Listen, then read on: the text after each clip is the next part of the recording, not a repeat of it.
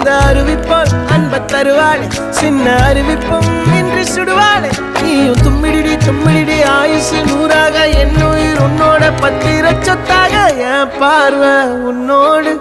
உன் பொம்மை கண்ணோடு பேசாமல் விண்ணோடு நாம் மிதந்து போவோம் காதாரா அடியாளோ நான் தாங்க மாறோடு